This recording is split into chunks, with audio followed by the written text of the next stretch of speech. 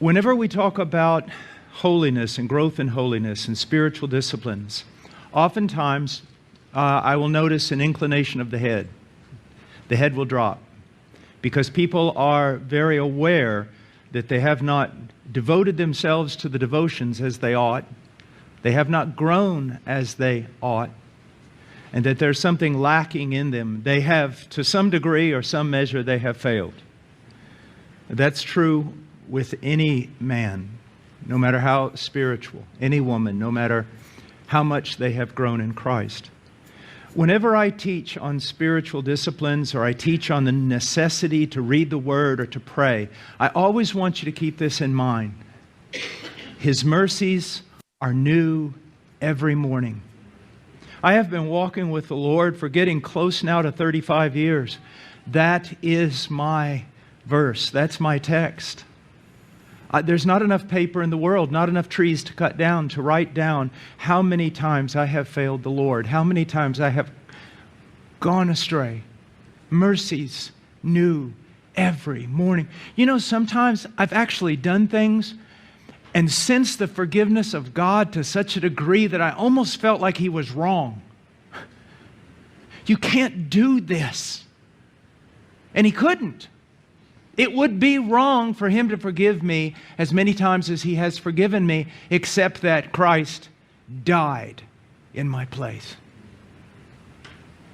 What a wonderful thing to actually walk through a door where the love really is unconditional. And you say, oh, Brother Paul, you talk that way, people will run wild. No, the unconditional love of God will drive you much further and much faster than a whip. How could you love me this much? It's a mystery of the ages. How could you love me this way? And so, we talk about prayer. I know that you're thinking, man, my lack of devotion is evident. I don't pray as I ought.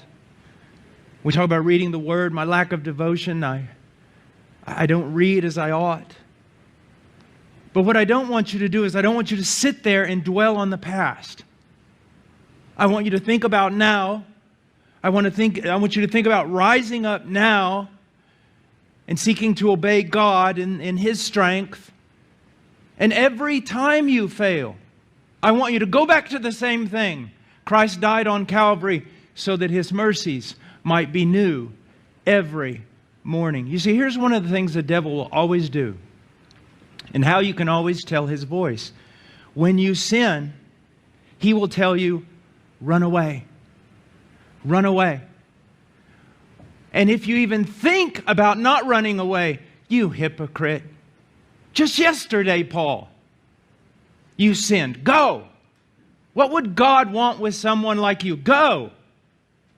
And so you have this, I call it kind of a hockey mentality, in which when you've sinned, go sit in the penalty box for at least several days, depending on the magnitude of the sin.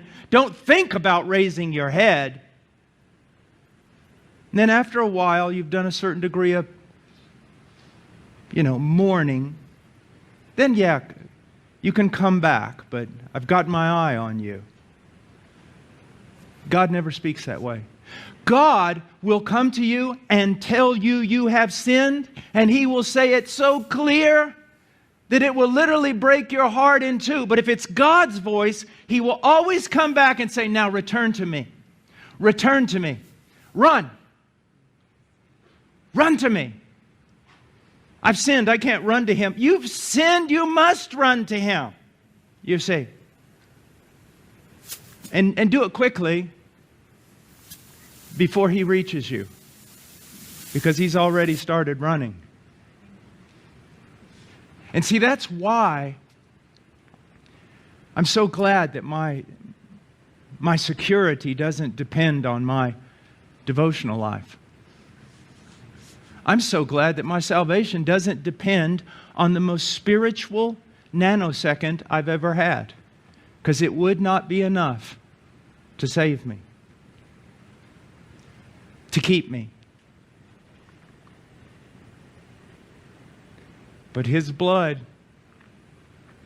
that'll do it. That'll do it. Isn't it amazing? Now I will get to my text, I promise. But isn't it amazing that the Apostle Paul, so devout, so many years, so much hardship, so much devotion, he went to heaven for the same reason the thief did. The murderous bandit hanging on a tree. Some people get mad about that. I happen to really like that, because if it was any other way, I would not be going to heaven and would have no confidence for heaven. One day walking around heaven, I'm not going to run up to you and then call a whole bunch of people and say, hey, come here, come here, come here. I want to tell you every wonderful thing that Sean did for Jesus in order to glorify Jesus. That's not what I'm going to do. I'm going to grab a hold of Sean and then I'm going to say, hey, everybody, come here, come here. I'm going to tell you everything that Jesus did for Sean. You see the difference?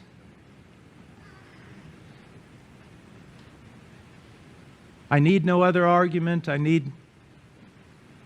I'll never finish it. I need no other plea.